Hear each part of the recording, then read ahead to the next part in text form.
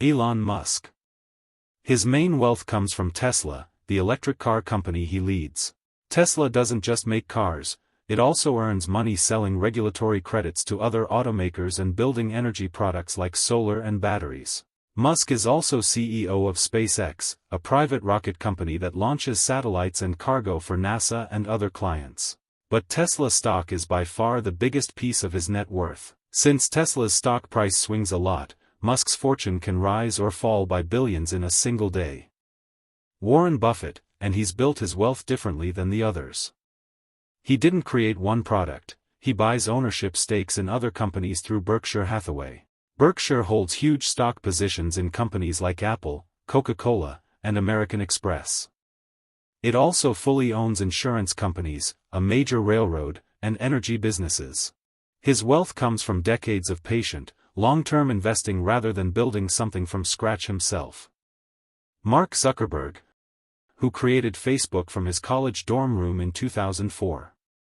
Today his company, Meta, owns Facebook, Instagram, and WhatsApp, reaching billions of users worldwide. Almost all of that wealth comes from advertising. Businesses pay Meta to place ads in front of the exact audiences they want to reach. That advertising revenue is nearly the entire source of Zuckerberg's fortune. Bill Gates, who co-founded Microsoft in 1975, the company behind Windows and Office software. For decades, Microsoft sold software licenses to nearly every business and home computer on the planet, building enormous recurring revenue. Over the years, Gates has sold off most of his Microsoft shares. Now his wealth mostly sits in a large personal investment fund that holds stocks, real estate, and other assets. So today his money comes more from investing than from Microsoft itself.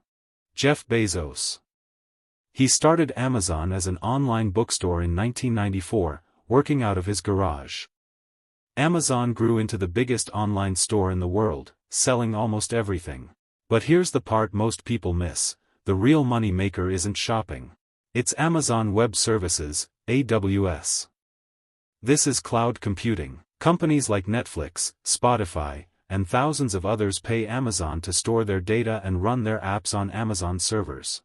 AWS makes much higher profit margins than retail sales. That's the main engine behind Bezos's fortune. Larry Page and Sergey Brin, the co-founders of Google. They built a search engine in the late 1990s that became the default way the world finds information online. Their company, now called Alphabet, makes almost all of its money from advertising, similar to Meta. When businesses want to show up when people search for something, they pay Google for those ad placements. Alphabet also owns YouTube, which brings in its own huge advertising revenue, plus other bets like self-driving car technology. But the core wealth for both founders comes from their large ownership stake in Alphabet stock. Larry Ellison, who co-founded Oracle, a company that sells database software to businesses and governments around the world. Almost every large company needs a system to store and manage its data, and Oracle became one of the biggest names in that space for decades. Ellison still owns a large chunk of Oracle stock, and that ownership, built up over more than 40 years, is the main source of his fortune.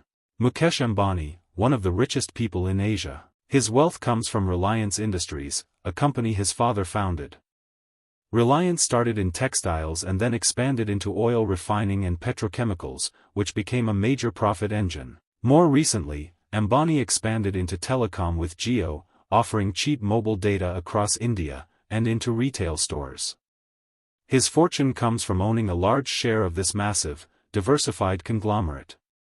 Bernard Arnault, the richest person in the luxury goods world. He owns LVMH, a company that holds around 70 famous fashion and luxury brands, including Louis Vuitton, Dior, and Tiffany & Company.